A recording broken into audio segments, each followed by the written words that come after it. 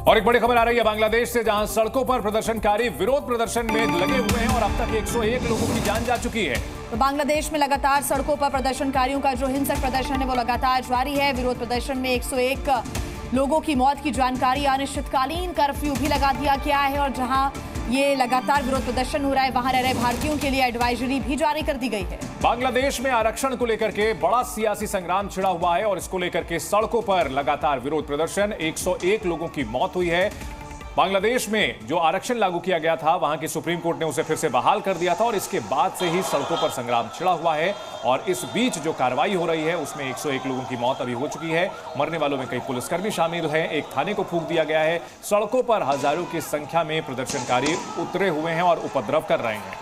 और साथ ही साथ बांग्लादेश की प्रधानमंत्री शेख हसीना का इस्तीफे की भी मांग यहां पर की जा रही प्रदर्शनकारियों की तरफ से। और इसी मांग के चलते लगातार यहां विरोध प्रदर्शन और तेज होता हुआ, हिंसक होता हुआ नजर आया। पुलिस पर पत्थरबाजी भी की गई और एक पुलिस चौकी को आग के हवाले कर दिया गया। बांग्लादेश में सरकारी नौकरियों में जो आरक्षण दिया जाता है, कुछ साल पहले वहां पर हिंसा हुई थी जिसके बाद सरकार ने उस पर रोक लगा दी थी, लेकिन उसके बाद सुप्रीम कोर्ट ने फिर से जब बहाल कर दिया तो वहां लोगों का गुस्सा भड़क उठा और सड़कों पर उतर करके प्रदर्शन किया जा रहा है। और जो वहां की सरकार है शेख हसीना की, उसके ऊपर निशाना साधा जा रहा है। हाल ही में वहां चुनाव हुए थे, इस दौरान भी वहां हिंसा हुई थी और एक बार फिर से आरक्षण को लेकर के अब वहां बड़ा सियासी संग्राम छिड़ा हुआ है।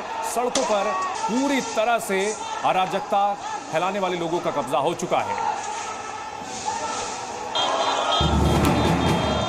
सड़क पर संग्राम, प्रदर्शनकारी छात्रों और पुलिस के बीच घमासान। ये रविवार की तस्वीरें हैं जब बांग्लादेश में भड़की हिंसा ने व्यापक रूप ले लिया। सिर्फ रविवार को इस हिंसा में 32 लोगों की मौत हो गई थी, जो अब बढ़कर 100 से ज्यादा हो चुकी है। सैकड़ों लोग जख्मी हो गए। यहाँ छात्र प्रदर्शनकारी, पुलिस और सत्तारूढ़ पार्टी के कार्यकर्ताओं के बीच भिड़ंत हुई थी। प्रधानमंत्री शेख हसीना के इस्तीफे की मांग कर रहे हजारों प्रदर्शनकारियों को तितर-बितर करने के लिए पुलिस ने आंसू गैस छोड़ी और स्टन ग्रेनेड का इस्तेमाल किया। बढ़ती हिंसा के बीच बांग्लादेश में कर्फ्यू है। सरकार ने रविवार शाम 6 बजे से अनिश्चितकालीन राष्ट्रव्यापी कर्फ्यू की घोषणा की। पिछले महीने शुरू हुए विरोध प्रदर्शनों के दौरान पहली बार सरकार ने ये कदम उठाया। बांग्लादेश में छात्र सरकारी नौकरियों के लिए आरक्षण खत्म करने की मांग को लेकर 1 महीने से ज्यादा समय से विरोध प्रदर्शन कर रहे हैं। छात्रों के इस आंदोलन में पहले भी हिंसा भड़क चुकी है और अब तक देश भर में कम से कम 200 लोगों की मौत हो चुकी है। विरोध प्रदर्शनों का केंद्र राजधानी ढाका है। नासिक में बाढ़ के खतरनाक हालात पैदा हो गए हैं। लगातार बारिश के बाद गोदाघाट में बाढ़ की स्थिति बन गई है। कल शाम करीब 4 बजे गंगापुर बांध से 6000 क्यूसेक पानी छोड़े जाने से गोदावरी नदी में बाढ़ आ गई। रामकुंड में पानी आने के बाद छोटे बड़े मंदिर सब कुछ डूब गए और इस खतरनाक बाढ़ के आगे किसी की भी नहीं चली। हालात बिगड़ते हुए चले गए तो प्रशासन ने भी मोर्चा संभाला। इस इलाके से दुकानों को हटा दिया गया है। नदी किनारे रहने वाले लोगों को चेतावनी दी गई है। बिहार के जहानाबाद में लगातार बारिश के बाद एक सड़क अचानक टूट गई। पिछले 2 दिनों से हुई बारिश के कारण कई नदियां उफान पर हैं। इसी बीच नदी में अचानक पानी का लेवल बढ़ने के बाद सड़क का एक हिस्सा टूट गया। यह सड़क नदी के किनारे ही बनाई गई थी। नदी में पानी इतना बढ़ा कि उसने धीरे धीरे सड़क के नीचे की जमीन को ही खोखला कर दिया। अभी भी सड़क के टूटने का सिलसिला लगातार जारी है। ग्रेटर नोएडा की एक सोसाइटी में पाइपलाइन फट गई और उसके बाद पूरे घर में पानी ही पानी आ गया।